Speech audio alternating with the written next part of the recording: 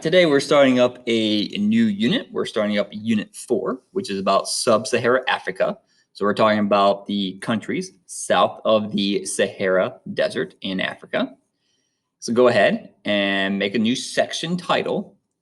So new page, new section title, and we're going to write down Unit 4, Sub-Saharan Africa. And as I said, Sub-Saharan Africa just means the countries south of the Sahara Desert. And then after you have that, we have our section title. And our section title is Ghana, Mali, and Songhai. So then underneath where you wrote down Unit 4, Sub-Saharan Africa, go ahead and write down Ghana, Mali, and Songhai, and underline our section title. This will be the first of 4 sections that we will have about Sub-Saharan Africa. All right. So let's first look at kind of geography of Africa here. Go ahead and make a bullet and write down the word geography. So bullet geography.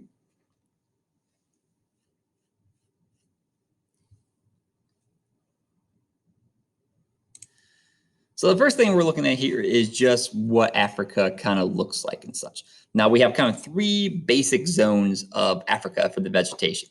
You have desert, so Sahara Desert, is a desert. Nothing really grows there. Then you have a rainforest, which is kind of these green areas. That's rainforest, so lots of trees and such. And then you have the savanna, which is kind of this area here in the color that's slightly darker than our desert color there. Okay. And a savanna is more like a plains and so forth, although there are mountain ranges in here too. But those are kind of your 3 basic climate zones, with the savanna being the biggest part of it.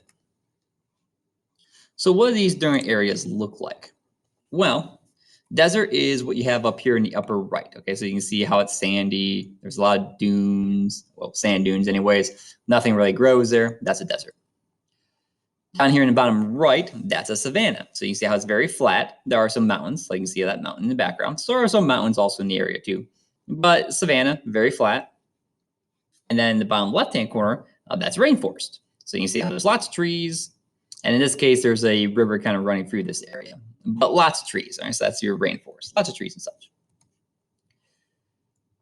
Now, for this area, you'll also kind of see here as well that we do have one major river that kind of runs through this area. It's called the Niger River. So Niger, you'll see the Niger starts up here in these mountains. It runs down through this area, goes through Timbuktu, and then it comes down south and eventually empties over here. So it kind of just goes around this like U shape, right? And then it kind of empties it out. So that's the Niger River, and that's a major river for this area, and that's where we're going to have 3 major kingdoms develop at, which is the name of our section title. Because Ghana, which is in the red area, Mali, which is in the yellow, and Songhai in the green here, those 3 countries all kind of develop in that area. And those 3 kingdoms are pretty powerful when they come around in kind of the early thousands. All right, so they're pretty powerful kingdoms in Africa in the early thousands. So let's first start off with the name of the major river in the area, which is the Niger River. We're going to make a 1, and we're going to write down Niger, and then we're going to make an equal sign. So 1 Niger equal sign. After you have 1 Niger equal sign, we're going to write down major river of West Africa. So the Niger River is our major river of West Africa. So we're going to have it written all on line number 1. And as I said, that's going to be where our major kingdoms develop at. Now, obviously, the Sahara Desert, you can see the Sahara Desert here kind of popping up in purple. The Sahara Desert is obviously our major desert of the region. And when we look at the Sahara Desert, you kind of see it here on the graphic. So you see there in the graphic when it comes in, and it's in the brown color. You can see how it kind of dominates the land here. The Sahara Desert here is as big as the United States. So you think about the United States and how it takes 3 days if I was going to take like a train to get from one side to the other side. That's how long the Sahara Desert is. So to get from one side to the other side, you're talking like 3 days. by like a train. And, a train is always constantly moving. So it's quite a long time, right? So as big as the United States, it's quite huge. We're going to make a 2. We're going to write down Sahara Desert, and then we're going to make equal sign. So 2, Sahara Desert, and equal sign. And then we're going to write down major desert of North Africa. So 2, Sahara Desert, equal sign, major desert of North Africa. So that's the Sahara Desert.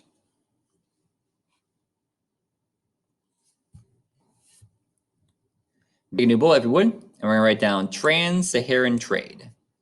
So new bullet, Trans-Saharan Trade.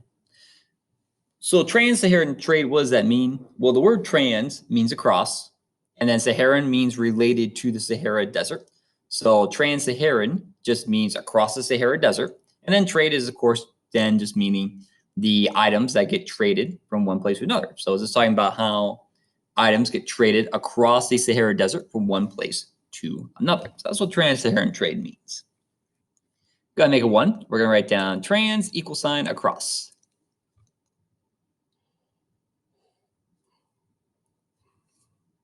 So 1, trans equal sign across. So that's what trans means, just means across.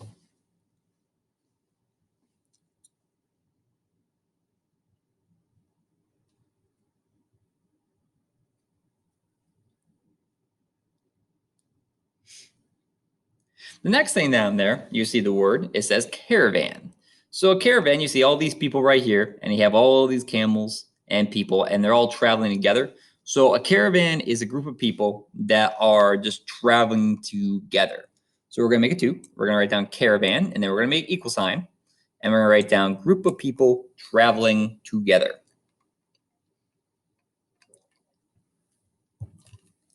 So 2, caravan, group of people traveling together. So you have a group of people and they are traveling together, and that's a caravan. And the advantage of a caravan is the fact that you're traveling a larger group, and so it's better for protection. And so you travel in a big group for protection. So that's the reason you're traveling in a group for.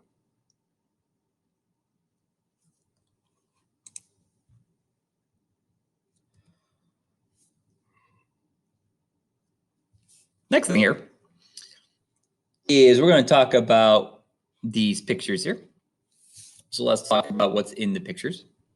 In the upper right, you have gold. So in the upper right there, you have gold. So gold right here. In the bottom right, you have a guy getting salt. So this is gold. This guy is getting salt. How is he getting salt? Well, the ocean water has salt in it. So he's waiting for the ocean water to begin the high tide. So high tide means the water is higher. Low tide means the water is lower. So in high tide, it fills up these squares right here. So you see these squares right here. So it fills up these squares when it's high tide. Low tide, water then comes out. The guy is then just constantly scooping the water to one side. Since the salt, so by scooping it to one side, he gets the salt to separate out from the water, and then he can take the salt out and then put it in his little basket right there, as you can see. Bottom left-hand side, this is slavery. Right? So you had gold, salt, and then you have slavery. Those are the main trade goods of West Africa. And we'll spend more time talking about slavery in the future in this unit. But these are kind of the main things. So slavery, that will come later. But gold and salt are the main things that are going to be the main trade items at Ghana, Mali, and Songhai. So these 3 kingdoms, Ghana, Mali, Songhai, their entire economy is going to be based off the gold and salt trade.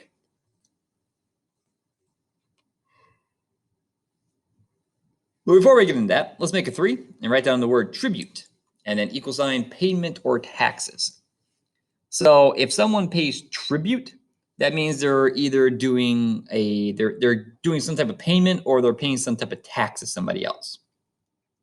This is also another way that Ghana, Mali, and Songhai made money, is that other kingdoms around Ghana, Mali, and Songhai, to get Ghana, Mali, and Songhai not to invade them, they would pay tribute to Ghana, Mali, and Songhai to not invade them. So again, they were kind of paying them in gold and be like, hey, here's some gold or here's some salt for you to leave us alone. And that's tribute.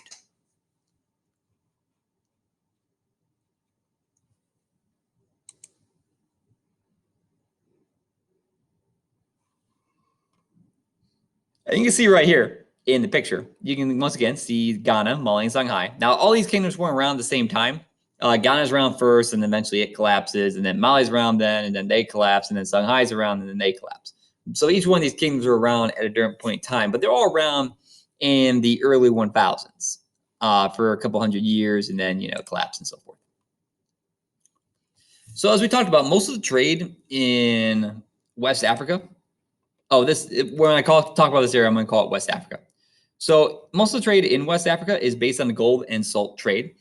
Gold is south of the Sahara Desert, so it's down here in this area. That's where you find gold at. So gold's down here in the south. And then to the north, you have your salt. So in the north is salt. So salt is found in the desert. Why is salt found in the desert? Well, the desert used to be an ocean, and then the water dried up from the ocean, and salt, doesn't evaporate because salt. So therefore, still salt there. And that's why you can then dig it up and then salt mines and so forth.